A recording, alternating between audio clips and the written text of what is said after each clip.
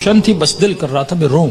کہتا جہاں میں نے اس کو اتارا تھا وہ میرا محلہ تھا، میرے ماں باپ کا گھر تھا، کئی عرصے سے میں آیا نہیں ان کو دیکھنے کے لیے۔ میں نے کہا اس بہانے سے جاؤں ماں باپ سے مل کے ہوں۔ کہتا اب جیسے میں نے کچھائی کی تو اچانک ذہن میں خیال آیا، اب پاورفل ہوا، میرا روح پاورفل ہوا، نفس کمزور ہو گیا، میں نے نفس کو مارا، اس کے گلے کو گھونٹا اور میں نے اپنے روح کی آواز کو سنا تھا۔ اب اچانک میرا روح پاورفل ہوا، میں گھر کی طرف گیا، گھر کا دروازہ کھولا، اندر گیا، گھر میں کوئی نہیں تھا۔ کہتا میں نے ٹی وی کھولا، اتفاق سے ٹی وی پر ایک ایرانی ذاکر کربلا کے مسائل پڑھ رہا تھا۔ کہتا میں سن بھی رہا تھا، رو بھی رہا تھا، اور اچانک جب میں نے چینل بدلا تو جنت البقیع دکھایا جا رہا تھا، سیدہ کی ٹوٹی ہوئی قبر دکھائی جا رہی تھی، اور ذاکر بتا رہا تھا کہ نبی کی بیٹی اتنی مظلوم ہے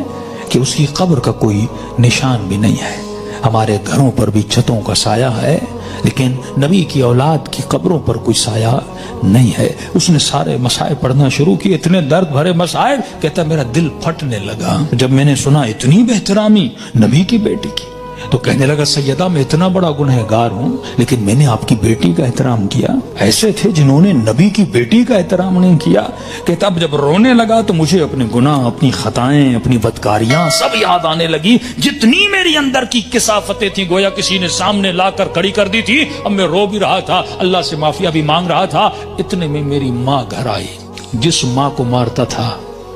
اتنے سالوں کے بعد جب ماں نے مجھے دیکھا، کہتا جیسے مجھے دیکھا تو دیکھا میں رو رہا تھا، کہتے جیسے مجھے دیکھا تو بڑے پیار سے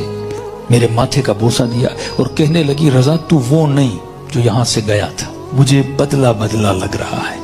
میں نے رو کر کہا کہ اماں مجھے سیدہ نے بدل دیا۔ کہتے معافی مانگنے لگا، ہاتھوں کا بوسہ لیا، ماں کے قدموں پہ گرا کہ اماں مجھے معاف کرنا، میں بہت برا تھا۔